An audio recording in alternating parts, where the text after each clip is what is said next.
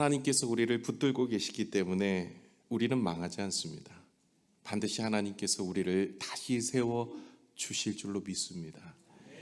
우리의 열심이 아니라 하나님의 열심이 우리와 함께하기 때문에 은혜가 됩니다. 여러분, 아브라함이 믿음의 조상이 되었어요. 아브라함이 참 믿음이 좋은 것 같지만 사실은 하나님이 아브라함을 향한 그 열정이 더 컸습니다. 그래서 사실 아브라함이 믿음이 조상이 될 것을 하나님이 말씀하셨고 그 아브라함을 믿음의 조상으로 하나님이 만드신 겁니다. 저와 여러분에게도 오늘 예배 가운데 하나님께서 믿음을 더하시고 우리의 마음에 힘을 주셔서 우리가 이 땅에서 하나님의 사람으로 살아낼 뿐만 아니라 저 천국에서 하나님과 영원토록 영생의 축복을 누리는 믿음의 삶을 살아내기를 소망합니다. 그 마음으로 오늘 말씀을 받기를 원합니다. 살아계신 하나님 앞에 우리의 마음을 드리고 그 하나님께서 예배를 통해서 이 땅에 우리의 삶을 복되게 하실 것을 바라봅니다. 호세아서는요, 여러분 결혼에 대한 이야기를 통해서 시작합니다. 호세아를 하나님이 부르셔서 음란한 고멜이라는 여인과 결혼을 하라고 이야기했어요. 그리고 나서 음란한 자녀를 낳아라. 이 이야기를 왜 하셨을까요? 왜 호세아는 그 고멜과 결혼을 통해서 음란한 자녀를 낳게 되어지는데요? 그 이야기를 통해서 하나님은 무엇을 이스라엘 백성들에게 말씀하시고 우리에게 이야기하고 싶었던가요? 그것은 바로 신앙생활은 결혼과 같다라는 거예요. 그 결혼의 모습과 같은데 우리가 하나님만을 바라보고 하나님만을 의지해야 되는데 자꾸만 세상 길을 가고 세상의 것들을 바라보는 모습이 되어서는 안 된다라는 것입니다.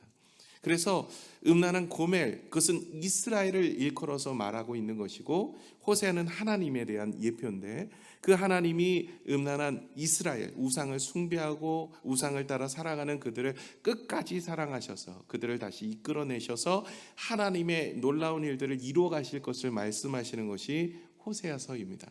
그래서 결혼에 대한 이야기를 같이 나누면서 이 이야기를 들으면 좀 이해하기가 쉽습니다. 여러분 결혼하실 때 그냥 막 하십니까? 대충 하십니까? 사랑하는 사람하고 하십니까? 사랑하는 사람하고 하셨죠?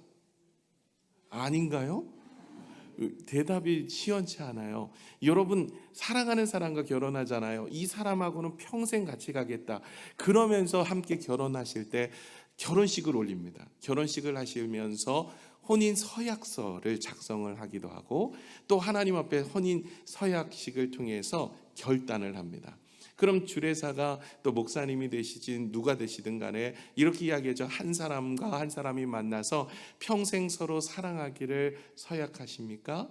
네, 그렇게 하면서 서로 반지를 교환하고 그렇게 해서 혼인 예식이 이루어집니다. 그런데 만약에 이 결혼이 한 사람과 한 사람이 만나서 결혼을 하는데 제3자가 끼어들었어요.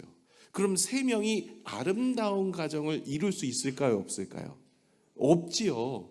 여러분 결혼은 한 사람과 한 사람이 만나서 둘이 남녀가 만나서 아름다운 가정을 이루는 것을 결혼이라고 하나님께서 말씀하셨는데 여기 또 다른 세 번째 사람이 등장함으로 인하여서 그 결혼은 아름답지 못하는 결혼 생활이 되어질 수 있는 거예요.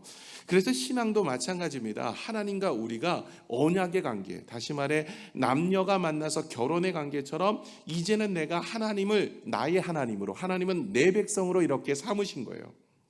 이스라엘 백성들이 애굽 땅에서 430년간 종살이 하다가 이제 모세를 통해서 인도함을 받았습니다. 시내산에 도착하게 되어졌어요.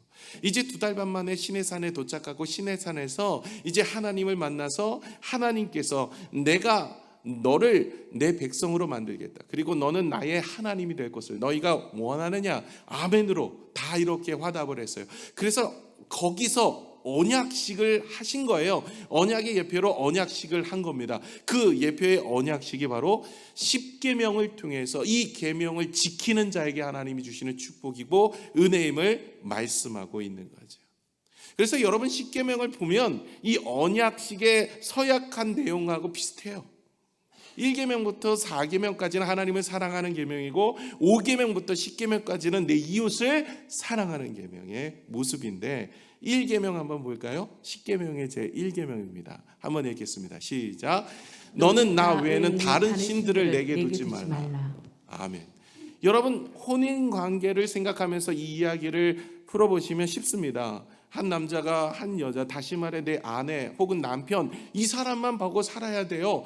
그렇지 않고 다른 사람을 사랑하게 되어지면 가정을 이룰 수가 없는 거죠. 그 사랑의 관계는, 그 가정은 깨어질 수밖에 없어요. 이제 하나님을 섬기겠다고 고백하고 다짐하고 예수 그리스도가 나를 위해 십자가에 달려 돌아가심을 우리가 마음에 새기고 이제 하나님을 섬기겠습니다라고 결단하며 오늘 이 자리에 나오신 줄로 믿습니다. 그렇다면 이제는 다른 신을 섬기며 다른 것에 눈을 두고 살아서는 안 됩니다. 하나님만 섬기며 하나님만 예배해야 되는 것이죠. 이것이 언약의 관계가 혼례의 관계의 서약과 비슷한 겁니다. 두 번째 볼까요? 십계명 제2계명 함께 읽겠습니다. 시작. 너를 위하여 새긴 우상을 만들지 말고 또 위로 하늘에 있는 것이나 아래로 땅에 있는 것이나 땅 아래 물 속에 있는 것에 어떤 형상도 만들지 말며 그것들에게 절하지 말며 그것들을 섬기지 말라. 나 내 하나님 여호와는 질투하는 하나님인즉 나를 미워하는 자의 죄를 갚되 아버지로부터 아들에게로 3, 4대까지 이르게 하거니와 나를 사랑하고 내 계명을 지키는 자에게는 1000대까지 은혜를 베푸느니라. 아멘. 나를 위하여, 자신을 위하여 우상을 만들고 형상을 만들지 말라라고 이야기를 합니다. 주님은 질투하시는 하나님이시다. 이게 사랑의 관계이기 때문에 사실 이 질투라는 것이 있잖아요. 그렇죠? 여러분의 남편이 계시는데 여러분의 남편이 나보다 더 사랑하는 또 다른 뭐가 있다. 그러면 어떻게 생각하세요? 질투가 나죠. 괜찮으세요? 네, 질투 나죠. 잘 됐다 너. 그래, 그러고 살아라 하면서. 이건 사랑의 관계가 아니죠. 정말 사랑하면 나만 바라봐야 되죠. 나하고의 관계가 되는 거예요. 여러분이 이 계명도 그렇게 보신다면 너를 위하여 네가 스스로 뭔가를 우상으로 만들지 말라는 거예요. 그것이 나보다 더 사랑하는 그 무엇을 만들어서 나를 예배하거나 나와 함께 기도하거나 나와 함께 동행하는 것이 아니라 그것을 내 마음에 두고 그것을 따라 살아가는 인생 되지 말라는 거예요. 나는 질투하는 하나님이라 이렇게 이야기합니다. 사랑의 관계를 통해서 결혼의 서약을 통해서 이것을 설명하니까 좀 이해가 되시죠? 세 번째 계명이 무엇일까요? 한번 읽어볼까요? 시작. 너는 내 하나님 여호와의 이름을 망령되이 부르지 말라.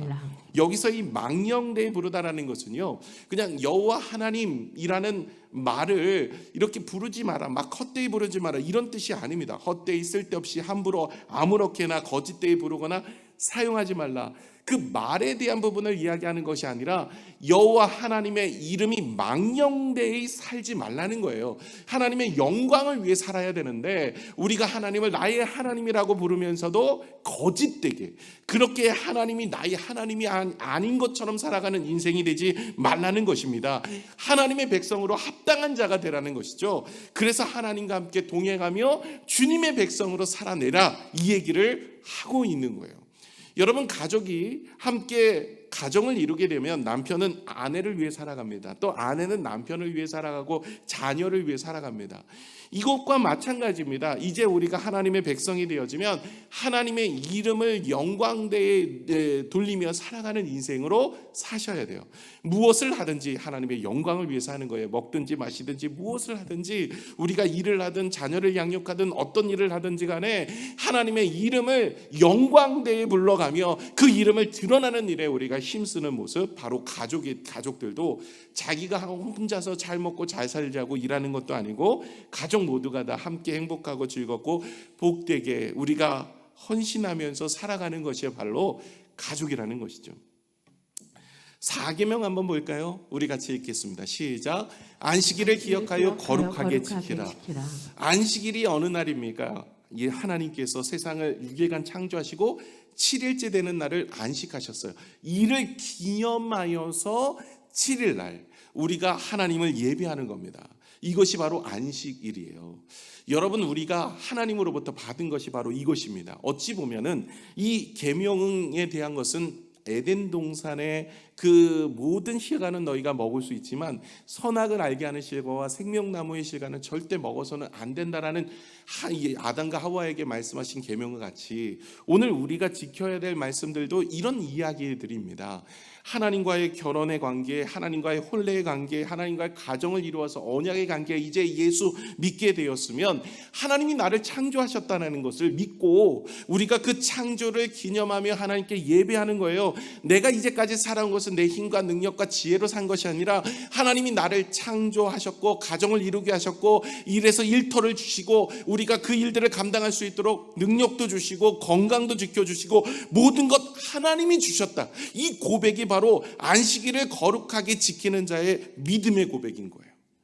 그리고 여러분 결혼하면 어떻게 합니까? 시간을 보냅니다. 가족들과 시간을 보내요. 가족 다 먹고 자고 대화하고 나눕니다. 여러분 주님도 마찬가지입니다. 이 안식일을 통하여서 우리가 하나님과 교제하며 나누며 예배하며 하나님이 주시는 은혜를 누리기를 원하고 계시는 거예요. 가끔 예배하는 것, 여러분 가족들 가끔 찾아보는 것, 여러분 이런 것은 온전한 가족으로서 이루어질 수가 없겠죠. 늘 주님과 동행하는 삶을 살아가지만 그러나 주일만큼은 안식일만큼은 우리가 기억하여 모든 것은 하나님이 주셨습니다 하고 예배하는 것, 이것이 바로 그 가정을 아름답게 이루어가며 교제하며 나누는 그런 모습과 같이 하나님의 신앙의 모습도 바로 이런 가정을 이루는 것 같은 것이지요. 하나님께서는 호세아를 통하여서 이스라엘 백성들이 하나님과 이렇게 소통하며 교제하며 아름다운 언약의 관계를 이루어갈 것을 원하고 계셨지만 그들은 그렇게 살지 못하였어요. 그래서 오늘 10절에 이렇게 이야기합니다. 우리 10절 상반절만 한번 읽어볼까요? 같이 읽겠습니다. 시작. 옛적에 내가 이스라엘을 만나기를 광야에서 포도를 만남같이 하였으니 너희 조상들을 보기를 무화과 나무에서 처음 맺힌 첫 열매를 본같이 하였거늘. 자, 10절에 처음에 보시면 옛적에라고 되어 있는데 이 옛적은 언제냐면 이제 이스라엘 백성들이 출애굽을 합니다. 그때를 말하고 있는 거예요. 이제 이스라엘 백성들이 이 애굽에서 430년 동안 종살이 하다가 모세를 통해서 하나님의 백성들을 이끌어져 냅니다. 처음에 여러분 기억하십니까? 애굽에 언제 들어갔냐고요? 여러분 요셉 때, 창세기 마지막 때 보시면 요셉 때, 요셉이 총리가 되었을 때 그때 70명이 들어간 거예요. 야곱의 온 가족들 12아들과 함께 70명이 들어가서 430년 만에 무려 200만이라는 사람들이 함께 나눠 정말 아브라함에게 향하신 하나님의 약속, 큰 민족을 이루겠다라는 그 말씀이 이루어진 거예요. 한 가문이 그냥 70명이 들어갔다가 430년 만에 200만이라는 사람들이 함께 나누게 되어지는 놀라운 은혜, 그때를 이야기하는 거예요. 그때 첫사랑을 주님이 말씀하시면서 그때 내가 너와 함께 은혜를 나눌 때, 그때 시내산에서 너는 내 백성이고 나는 너의 하나님이다 이렇게 고백하며 서약을 맺었던 그때를 이야기하는 거예요. 그때 뭐예요? 광야에서 포도를 만남같이 하였으며, 광야는 척박한 것입니다. 먹을 것이 없고 물도 없습니다. 그런데 포도를 만나면 어떨까요? 기쁘고 즐겁고 그것이 바로 내 생명 같잖아요. 그렇게 만남에 기쁨이 있었다는 거예요. 너희 조상들을 보기에 무화과 나무에서 처음 맺힌 첫 열매를 본 것 같다는 거예요. 무화과 나무가요 열매를 맺기까지 심어서 5년에서 6년 걸린답니다. 그러니까 이 농부가 열심히 땀을 흘리고 노력을 해서 얻어진 결과 첫 소출을 볼 때 얼마나 기쁠까요? 하나님께서는 아브라함을 통하여서 하나님께서는 그 민족을 이루게 하시고 그 민족으로 예수 그리스도가 이 땅에 오실 것을 말씀하셨는데 그 은혜의 모습들을 이제 열심히 하나님께서 그들을 먹이시고 입히시고 돌보셔서 그런 놀라운 일들을 이루어가는 그 현장, 거기에 그 기쁨이 있다라는 거예요. 이게 첫사랑입니다. 내가 너를 만날 때 우연히 만난 게 아니라 정말 잃어버린 영혼들을 찾았던 것처럼, 내가 잃어버린 것들을, 정말 귀중한 것들을 찾은 것처럼 그 기쁨과 그 은혜와 그 감사와 그 놀라운 감격이 있었다라는 거예요. 그것이 바로 하나님이 이스라엘 백성들을 만날 때의 모습이었습니다. 그런데 그들이 어떻게 변했습니까? 우리 하반절을 볼까요? 한번 넘겨주시면 우리 같이 읽겠습니다. 시작. 그들이 바알 부올에 가서 부끄러운 우상에게 몸을 들이므로 저희가 사랑하는 우상같이 가증하여졌도다. 아멘. 하나님께서 이렇게 그들을 사랑하셔서 그들을 구원하시고 그들과 함께 아름다운 언약의 관계를 맺어 주셨는데, 그들이 아름다운 가정을 이룬 것처럼 하나님과의 아름다운 공동체를 이루기를 기뻐하지 아니하고 그들이 어디를 가냐면 바알 부올에 갔습니다. 이 바알 부올은 모압의 한 도시 이름입니다. 거기에 가서 우상에게 몸을 드렸다라는 이야기는 우상이 바알신이에요. 그 바알볼에 섬겼던 신이 바알신인데 그 우상에게 몸을 드림으로 저희가 우상같이 가증해진 거예요. 정말 하나님과 같이 함께 교제하며 나누기를 원하여서 그 사람들을 구원하여 인도하여 내었는데 그들이 하나님과 함께 있기를 거부한 것이죠. 그래서 떠나간 겁니다. 우상을 숭배한 거예요. 자기를 위해서 살아가기를 원했던 거예요. 하나님이 축복을 주시고 자유함을 주시고 은혜를 주셨건만 이제는 필요 없다는 것입니다. 우상을 숭배하며 세상 길을 걸어가는 이스라엘의 모습을 보면서 주님이 분노하시는 거예요. 화가 많이 나셨어요. 여러분, 왜 화가 나실까요? 여러분, 사랑하기 때문에 화가 나신 거예요. 오늘 호세아서를 통해서 이스라엘 백성들에게 말하는 것은 심판을 이야기하는 것이 아니라 돌아오라는 거예요. 너희가 나에게 돌아오지 않으면 심판이 임할 것이니 제발 돌아오라고 말씀하고 있는 것입니다. 사랑하기 때문에 그런 거예요. 여러분, 주변에 이스라엘 말고 다른 사람, 모압도 그렇고요, 그리고 암몬도 있고요, 주변에 아수르도 있고 애굽도 있고 주변에 이방 사람들 많습니다. 그 사람들은요 우상을 숭배하며 살아가도 이렇게 이야기하지 않아요. 왜요? 사랑하는 자들, 벌써 세상 사람들이기 때문에 그렇습니다. 그러나 하나님의 백성들은 잘못된 길을 가면 하나님 때로는 치시기도 하고 때로는 격려하시기도 하고 때로는 권면하시기도 하면서 돌아오기를 원하세요. 왜요? 사랑하기 때문에 그래요. 저도 그래요. 저희 옆집 904호 아줌마가 누구를 만나든 저 관심 없습니다. 그분이 이분을 만나든 저분을 만나든 이런 사람하고 만나든 저런 사람을 만나든 저는 그분이 어떻게 만나든 별로 관심이 없어요. 903호도 마찬가지입니다. 저희 905호 살거든요. 그분들이 누구를 만나든, 왜요? 내가 그 아주머니를 사랑하지 않기 때문에 그래요. 그런데 제 아내가 이 사람도 만나고 저 사람도 만나면 어떻게 될까요? 화가 납니다. 그렇죠? 여러분, 왜 그럴까요? 사랑하기 때문에 그래요. 하나님이 왜 이스라엘 백성들에게 화가 많이 날까요? 이 하나님과 언약을 맺었기 때문에 그래요. 저와 여러분도 마찬가지예요. 세상 사람들이 막 사는 거 별로 그렇게 하나님 옆에선 화날 일은 아닙니다. 저와 여러분이 하나님의 백성이고 예수 믿겠다고 선언하고 이제 하나님만 바라보면서 하나님이 나의 백성이고 나에게 생명이 되어주시는 바라보고 나아가는 우리가 자꾸 다른 길을 가면 하나님께서 이렇게 분노하시는 거예요. 심판이 임할 것이니 돌아오라 이러면서 선포하시면서 계속 우리에게 권면하시는 겁니다. 이스라엘 백성과 하나님은요 언약을 맺었어요. 신의 산 언약입니다. 이제 하나님의 백성이 되고 하나님은 그들의 하나님이 되고 그들은 하나님의 백성이 되어서 가나안 땅에 들어가도록 하나님이 이끌어 주셨고 그들을 하나님께서 복을 주셔서 지금 풍요하게 살게 하셨습니다. 지금요 솔로몬의 영광이 임한 것처럼 대단한 풍요를 이루고 있었던 때입니다. 이게 하나님이 주시는 축복이에요. 그런데 그들은 자신이 지혜로워서 자신이 힘이 있어서 자신이 능력이 있어서 자기가 그것을 했다고 생각을 하면서 하나님을 떠난 인생으로 살아가는 것이죠. 그러니 하나님께서는 그들에게 호세아를 통해서 다시 돌아와서 하나님을 예배하라 이야기하십니다. 왜요? 이때가 지나가면 너희가 죽고 나면 영원한 형벌, 그때는 후회해도 소용없는데 불못에 들어가 영원토록 고통받는 인생이 되어지는 것이죠. 여러분, 우리가 불에다가 조금만 살을 데워도 상당히 뜨겁잖아요. 그런데 그 뜨거움이 영원토록 지속이 된다고 생각해 보세요. 그렇다면 얼마나 고통스럽겠습니까? 하나님께서는 예수 그리스도를 통해서 우리가 그런 지옥에 들어가지 않도록 우리의 죽음을 준비하도록 보내주셨어요. 누구든지 주님을 믿기만 하면 영원한 형벌 지옥에 가지 않고 천국으로 인도해 주시는 거예요. 여러분, 죽음을 준비하셔야 돼요. 지금 건강하다고 괜찮을까요? 여러분, 지금은 건강할지 모르지만 언젠가 모든 사람들은 정해진 시간이 있어요. 때로는 사고로 빨리 가시는 분들도 계시지만 우리의 인생에 있어서는 시간이 정해져 있고 죽음이라는 것은 우리가 벗어날 수 없는 정해진 인생입니다. 누구나 다 가요. 그러면 죽음을 준비하는 것이 현명하죠. 그것이 바로 예수 그리스도를 이 땅에 보내주셔서 그분을 믿기만 하면 구원에 이르는 겁니다. 저와 여러분이 예수님 믿고 우리가 천국 가야 되지 않겠습니까? 그런데 하나님의 백성들이 그렇게 예수 믿겠다고 고백했는데 자꾸만 다른 길을 가는 거예요. 자꾸만 다른 사람들을 바라보는 거예요. 나만 의지하지 않고, 나만 예배하지 않고, 나만 사랑하지 않고 자꾸 우상을 따라가는 거예요. 세상을 따라가는 거예요. 그렇기 때문에 하나님께서는 오늘 호세아를 통해서 자꾸 돌아오라고 말씀하시는 겁니다. 하나님보다 더 사랑하거나 하나님만큼 사랑하는 것이 우상입니다.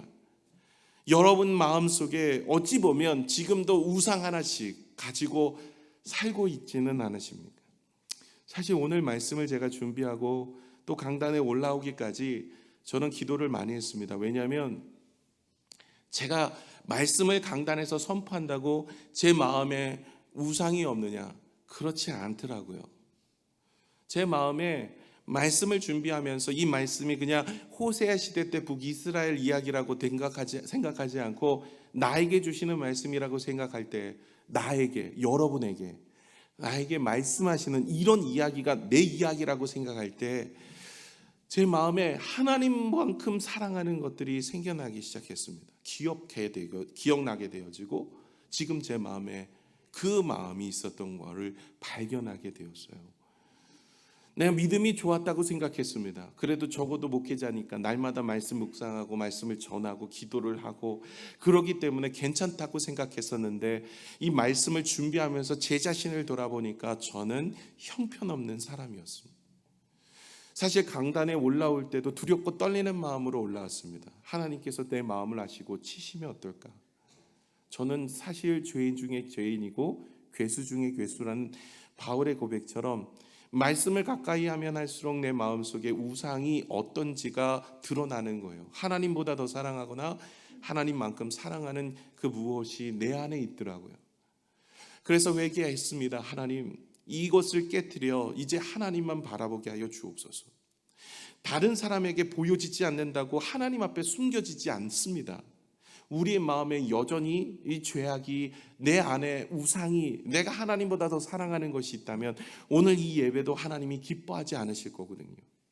그래서 저는 하나님 앞에서 기도하는 거예요. 하나님, 내 안에 우상을 제하여 주옵소서. 사실 강단에서 제가 선포한다고 제가 깨끗하고 거룩한 인생처럼 보이실지는 모르지만 저는 그렇지 않습니다.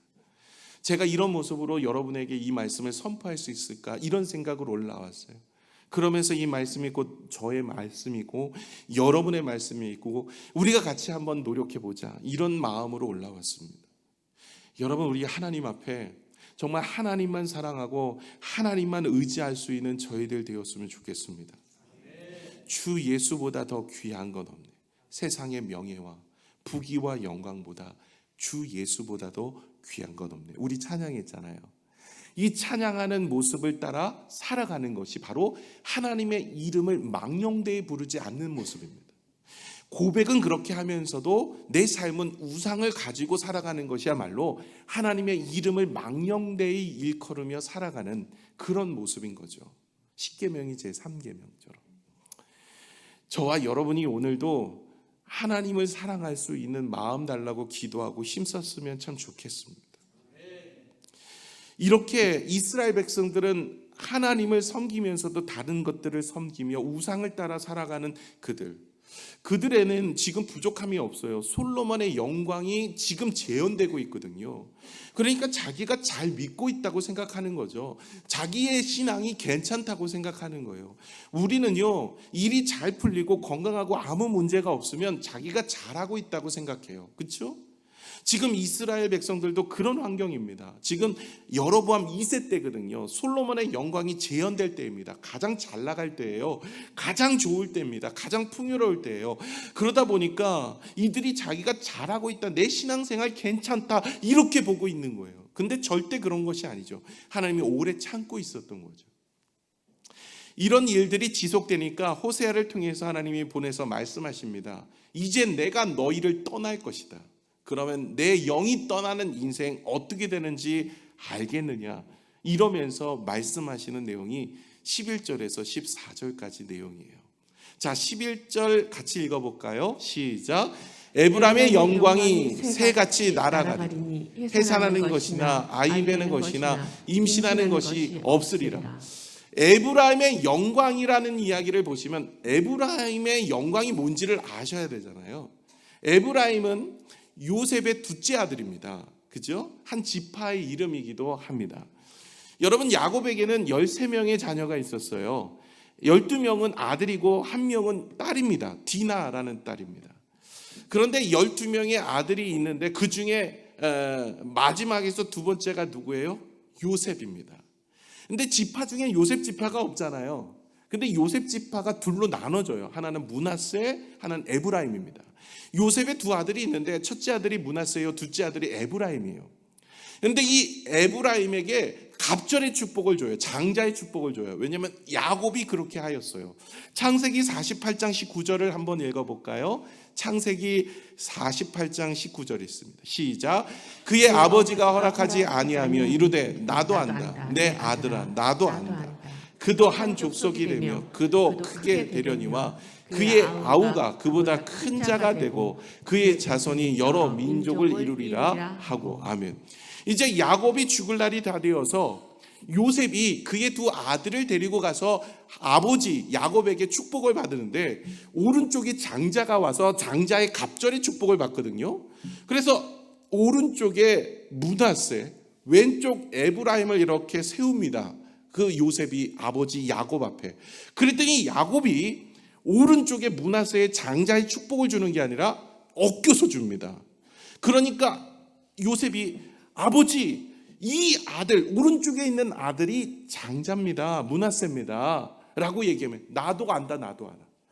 나도 아는데 이 므낫세도 한 민족을 이루겠지만 이 에브라임이 그 갑절의 축복을 이룰 것이다. 그래서 장자의 축복이 에브라임에게 가요. 그래서 요셉의 그 축복이 장자인 에브라임에게 가서 이제 북이스라엘을 부를 때 에브라임이라고도 부르기도 합니다. 그래서 이 요셉 지파의 가장 큰 그 장자의 축복을 에브라임이 받아서 그 에브라임의 축복이 북이스라엘이 누리게 돼요. 근데 그 이름의 뜻도 번성하다라는 뜻이에요. 창대하다, 창성하다, 이런 뜻입니다. 다시 말해 자녀들을 많이 낳아서 번성하고 창대하고 잘 되어지는 그 이름으로 하나님께서는 그를 세우셨어요. 그런데 하나님이 그 사람을 향한 놀라운 계획을 거두어 가신다는 거예요. 에브라임을 향한 그 계획을 거둬가겠다. 다시 말해 저와 여러분을 향한 놀라운 계획을 하나님이 갖고 계시는데 이거 거둬가겠다, 이 얘기를 하고 있습니다. 12절을 같이 한번 읽어볼까요? 시작. 혹 그들이 자식을 기를지라도 내가 그 자식을 없이 하여 한 사람도 남기지 아니할 것이라. 내가 그들을 떠나는 때에는 그들에게 화가 미치리로다. 하나님이 떠날 때에는 그들에게 이 화가 미치는 거예요. 자녀들을 다 죽여버리시고 하나님이 한 사람도 남기지 않겠다라고 말씀하시는 거예요. 다시 말해 그들의 인생이 무너지게 되어진 거예요. 여러분, 가장 중요한 것이 이것입니다. 내가 그들을 떠나는 때에는, 오늘 말씀 제목이죠. 하나님이 그들을 떠나는, 하나님의 신이 그들을 떠나면, 성령의 역사가 그들을 떠나면 그들은 망할 수밖에 없는 거예요. 이들은 하나님이 떠나는 것에 대한 두려움을 갖지 않고 있어요. 하나님께서 오늘 12절에 말합니다. 내가 너를 떠나면 이런 일들이 일어나니 너의 성령 충만하여 하나님의 영을 간직하는 인생이 되라고 말씀하고 있습니다. 여러분, 사사기 시대가 암울합니다. 그때 선지자가 누구였냐면 엘리 제사장이었어요. 엘리 제사장에게는 두 명의 자녀가 있었습니다. 한 사람은 홈리오, 또 한 사람은 홈리오와 비느하스입니다. 이 두 사람도 제사장이었어요. 근데 문제는 이 두 사람은 이 성전에서 일을 하는데 성도들이 이제 제물을 가져오면 좋은 것들을 취합니다. 좋은 것들. 그리고 하나님 앞에 드리는 것을 자기가 취해버려요. 그리고 성전에서 수고하고 애를 쓰는 여자 분들하고 이렇게 몸을 섞습니다. 그래서 성경엔 그들을 불량자다라고 이야기를 해요. 이제 전쟁이 일어났어요. 블레셋과 이스라엘이 전쟁이 있었는데 이 점점 이스라엘이 몰려지는 거, 수세가 몰려지게 되었어요. 그래서 이 홈리와 비느하스가 하나님의 언약궤를 가지고 전장터에 나갑니다. 왜냐하면 이 언약궤는 하나님의 임재, 하나님의 함께하심이 나타나거든요. 그래서 하나님의 임재요, 하나님이 함께 하시는 것이 바로 이 언약궤를 통해서 전쟁에서 승리할 수 있는 비결이에요. 이전에 광야에서도 그렇고 이전에 전장에서도 이 언약궤만 가지고 나가면 하나님께서 주시는 충만한 은혜가 있었고 승리가 있었어요. 그래서 홈리와 비나스가 이 언약궤를 가지고 나갑니다. 그런데 이 언약궤에 하나님의 임재가 임하지 않아요. 하나님의 역사가 임하지 않아요. 언약궤도 빼앗기고 두 아들은 그 자리에서 죽사하고, 그리고 나서 그 소식을 들었던 아버지 엘리 제사장도 소식을 듣고 의자에서 떨어져 목이 꺾여 죽습니다. 왜 하나님의 제사장들이, 그리고 하나님의 언약궤를 가지고 갔는데 임재의 상징이 그 언약궤가 아무런 무용지물이 되어지는 하나의 궤짝받게 되지 않았을까요? 이유는 그들의 행태가, 그 당시에 사사기에 있었던 그 이스라엘 백성들의 행태와, 그리고 홈리와 비나스 이 제사장의 모습들이 불량자와 같은 모습이었어요. 하나님의 영이 떠나가 버렸어요. 더 이상 하나님의 영이 이 언약궤 위에 임하지 않았어요. 그러기에 그들은 죽을 수밖에 없었던 거죠.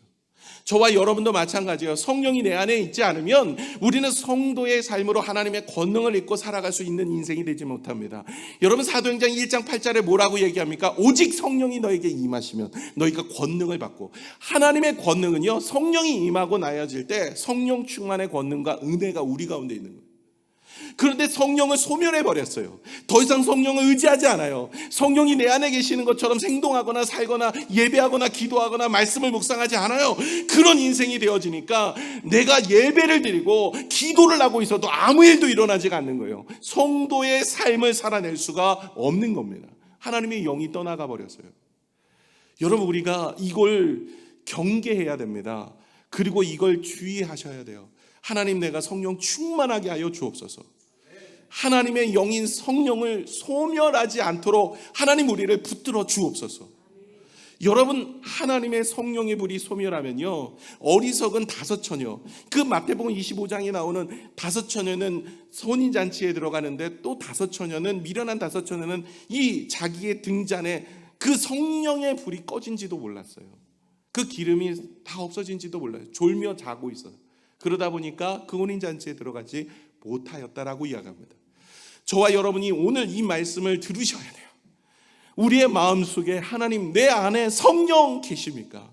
성령이 정말 충만합니까? 아니면 내가 성령의 불이 꺼져 있는지도 모르고 내가 그냥 예배드리고 기도하고 그냥 아무것도 내 마음에 하나님의 은혜를 생각하지 않고 예배하고, 그냥 무의식 중에 예배하고 의무감으로 예배하고 그냥 잠시 왔다 가는 인생이 되어지는 그런 모습은 여러분, 하나님 앞에 은혜를 경험하는 인생이 되지 못하는 것입니다. 오늘 북이스라엘 백성들도 이런 삶을 살아내고 있었던 거예요. 뭐 괜찮잖아, 지금 잘 나가는데 그냥 예배 잠깐 드리고, 뭐 내 노후 보장도 잘 해놨고, 나 이제 살 만큼 살고, 내 자녀 뭐 잘 되고 있고, 내 사업도 괜찮잖아, 지금 건강해. 이러다가 하나님은 이들에게 이 말 진노의 이야기들을 말하고 있는 것이죠. 들어야 됩니다. 안 들으니까 20년 만에 이들은 패망하게 됩니다. 13절을 같이 한번 볼까요? 13절 시작. 내가 보건대 에브라임은 아름다운 곳에 심긴 두로와 같으나 그 자식들은 살인하는 자에게로 끌어내리로다. 에브라임은 아름다운 곳에 심긴 두로, 그 지중해 해역에 두로라는 지역이 있는데 아름다운 곳이에요. 그런 것처럼 하나님은 젖과 꿀이 흐르는 가나안 땅을 허락하셔서 이 에브라임은 그곳에 하나님이 주시는 축복을 얻었어요. 그런데 그 자식들을 살인하는 자에게로 끌어내리로다. 이제 앞으로 살인하는 자에게, 다시 말해 군인들에게 짓밟혀서 그의 자녀들이 그 눈앞에서 죽게 되어지는 참혹함을 보게 될 것을 이야기하고 있는 거예요. 14절을 이야기 볼까요? 시작. 여호와여 그들에게 주소서 무엇을 주시려 하나이까? 아이 베지 못하는 태와 젖 없는 유방을 주시옵소서. 이건요, 호세아의 기도문이에요. 무슨 얘기냐면 이런 이야기를 주님이 선포하였더니, 주여 그러면 그들에게 아이 베지 못한 태와 젖 없는 유방을 주옵소서. 오히려 아이가 없는 것이 덜 고통스러우니까 하나님 그들에게 아이 베지 않은 것을 주옵소서. 이 정도로 앞으로 다가올 고통과 어려움은 정말 참혹하기 그지없는 인생이 될 것을 말씀하십니다. 그리고 이것은 그들이 이렇게 이야기했음에도 불구하고 듣지 않아요. 끝내는 그들을 그들은 자신을 돌아보지 않습니다. 그래서 이 일이 그대로 실현이 됩니다. 지금 우리는 결과를 보고 있지만 이 당시만 해도 이것은 예언의 이야기였었고 그 예언이 그대로 이루어져서 그들의 인생은 정말 이 고통 중에 떠나가는 BC 722년 아수르에게 멸망을 당하여서 다 흩어짐을 당하는 아픔을 겪게 됩니다. 저와 여러분이 이런 모습이 되지 않기 위해선 하나님의 영이 내 안에 계실 수 있도록 늘 말씀을 묵상하고 기도하고 찬양하며 예배하기를 그치지 마셔야 됩니다. 여러분 적어도 예배만 잘 드려도요, 예배를 잘 드리는 인생은 성공합니다. 자꾸 예배를 안 드리고 다른 것을 예배하는 거죠. 다른 즐거움을 따라, 다른 생활, 자기의 인생을 따라, 명예를 따라, 쾌락을 따라 이러면서 살아가는 인생은요 완전히 무너지는 겁니다. 저와 여러분이 오늘도 하나님만을 의지하며 사셔야 됩니다. 하나님이 영이 함께했던 사람 다윗은요 늘 어떨 때나 하나님을 의지했지만 하나님이 영이 떠난 사울은요 패망의 그지 없습니다. 그의 인생은 완전히 꼬꾸라져서 끝내는 블레셋과의 전쟁에서 그의 인생은 무너져 버렸어요. 자결하게 되어졌습니다. 여러분 이런 인생 되지 말아야 되지 않습니까? 하나님께 기도하고 하나님의 은혜를 구할 때, 하나님을 예배할 때 하나님이 나와 함께 하시고 나에게 은혜를 부어주시고 힘 주셔야지 되지. 아니 내가 하나님의 영이 떠난지도 모르고 살다가 뭐 급하니까 하나님께 와갖고 기도하는데 아무 일이 일어나지 않아요. 여러분 이러면은 우리가 하나님의 언약궤를 빼앗기는 홈리와 비누아스처럼 하나님의 영이 떠난 내 마음, 하나님의 영이 사라진 내 마음, 성령이 함께하지 않는 내 마음 속에 어찌 하나님의 역사가 일어날 수 있겠습니까? 우리 자신을 돌아볼 수 있었으면 참 좋겠습니다. 사실 이 말씀은 저에게 하는 말씀처럼 들립니다. 그래서 제 마음이 사실은 오늘 무겁습니다. 말씀을 기쁨으로 전해야 되는데 참 하나님 앞에 죄송스러운 마음으로 올라왔어요. 제가 우상을 숭배하고 있었고 하나님도 예배하지만 제가 하나님만큼 사랑하는 것도 내 마음에 있었습니다. 그래서 하나님께 회개하며 또 기도하는 마음으로 이제 용기를 내서 내 우상을 제거하고 하나님만을 사랑하기를 원합니다. 이런 마음으로 선포하고 또 함께 했으면 좋겠습니다. 15절에서 17절까지는요 하나님 앞에 심판을 받는, 버림받는 사람의 세 단계를 말하고 있어요. 세 가지 단계가 나옵니다. 먼저 15절이 첫 번째 단계인데 한번 읽겠습니다. 시작. 그들의 모든 악이 길갈에 있으므로 내가 거기에서 그들을 미워하였노라. 그들의 행위가 악함으로 내 집에서 그들을 쫓아내고 다시는 사랑하지 아니하리라. 그들의 지도자들은 다 반역한 자니라. 아멘. 그들이 어디요? 모든 악이 어디서부터? 길갈에서부터 있음으로 라고 되어 있어요. 길갈이 어떤 곳입니다? 어떤 곳입니까? 여러분 이스라엘 백성들이 가나안 땅에 입성하기 바로 직전에 길갈이라는 곳에다 진을 칩니다. 그곳에서 할례를 행해요. 여러분 할례를 행한다는 것은 하나님의 백성입니다. 이런 소원이거든요. 다시 말해 길갈은 거룩한 곳입니다. 하나님께 소원이 있는 곳이에요. 그리고 엘리야와 엘리사가 있을 때는 저때 거기에 선지 동산이 있었어요. 거룩한 땅이 되었습니다. 그런데 그곳에 여로보암이 우상을 만들어 놓고 제사를 하게 만들었어요. 예루살렘으로 내려가지 말고 여기서 제사해라. 그러면 된다. 그러면서 우상을 만들어 놓고 하나님을 섬기는 것이 아니라 거룩한 땅에서 우상의 더러움을 보게 만듭니다. 그로 인하여서 하나님을 예배하는 곳을 강도의 소굴로 만들어 버린 것이 바로 이 사건이죠. 저와 여러분의 마음속에 어찌 보면 우상이 찾아와서 하나님의 성령이 임하지 않으면 우리는 하나님 앞에 사랑받지 못하는 인생이 될 수 있어요. 이게 첫 번째 단계입니다. 두 번째가 2단계가 16절입니다. 같이 한번 읽겠습니다. 시작. 에브라임은 매를 맞아 그 뿌리가 말라 열매를 맺지 못하나니 비록 아이를 낳을지라도 내가 그 사랑하는 태의 열매를 죽이리라. 여러분 에브라임이 이제 하나님의 번성의 뜻을 가지고 있는 그 번성의 하나님의 놀라운 계획을 가지고 있는 그 사람이 매를 맞아 이제 뿌리가 말라 열매 맺지 못하는 인생이 됩니다. 열심히 노력하고 애를 쓰여도 아무 소출이 없습니다. 세상을 살면서 고통과 아픔과 고난과 눈물밖에 없는 것이죠. 비록 그가 아이를 낳았어요. 그런데 그 사랑하는 아이조차도 하나님이 죽여버리신다라고 얘기할 정도로 이제는 하나님의 영이 떠난 인생은요 성도의 역사와 능력을 경험할 수가 없습니다. 이제는 더 이상 하나님의 영이 떠나니 하나님이 함께 하시지 않으니 그 이스라엘이 쇠락함으로 인해서 그의 인생이 무너지게 되어지는 것이 이제 두 번째 단계입니다. 마지막 세 번째 단계가 17절입니다. 우리 같이 한번 읽어볼까요? 시작. 그들이 듣지 아니함으로 내 하나님이 그들을 버리시리니 그들이 여러 나라 가운데 떠도는 자가 되리라. 이제는요, 열국 가운데 흩어질 것을 이야기하는, 완전히 흩어버리시겠다. 이건 이제 아수르에게 멸망을 당하고 나는데 이 아수르 왕이요, 이 사마리아 지역에 있는 모든 사람들 이주시켜 버려요. 그래서 더 이상 이스라엘 백성들이 남아나지 않도록 만듭니다. 나중에 남유다도 포로로 끌려가서요, 남유다 예루살렘에, 그 수도인 예루살렘에 이 이스라엘 백성들이 10명 중에 1명만 남을 정도로 아주 참혹하기 그지없도록 망하여 갑니다. 이런 일들을 이룰 것이다 라고 하는데 그들은 듣지 않습니다. 끝내는 선지자를 통해서 수차례 경고하고 있지만 가볍게 여겨요. 회개하지 않습니다. 뭐 괜찮아, 뭐 이 정도면. 그리고 하나님이 그렇게 하신다? 하나님 없어도 나 살아갈 수 있어. 내가 열심히 잘 해놨잖아. 그러니 이제는 소돔과 고모라로 갔던 그 롯처럼 이제 하나님 없어도 내가 잘 살 수 있어. 이런 교만한 생각을 하고 있는 거죠. 이런 경고에도 별 반응이 없어요. 남 이야기 불보듯 합니다. 그러니 내 신앙 괜찮아. 나는 뭐 괜찮아. 나는 이렇게 살아도 괜찮을 수 있어. 이런 생각으로 안일하게 말씀을 듣다가 그의 인생 완전히 파국으로 내몰리게 되어지는 것이죠. 그러나 하나님께서는요, 그래도 이들을 향한 계획을 갖고 있기 때문에 그들에게 하시는 이야기, 왜 이렇게 하십니까? 돌아오라고요. 돌아오라고. 여러분, 옆집 사람이 누구를 만나든 상관없다 그랬죠. 하나님은 왜 이 이스라엘 백성들에게 이렇게 하십니까?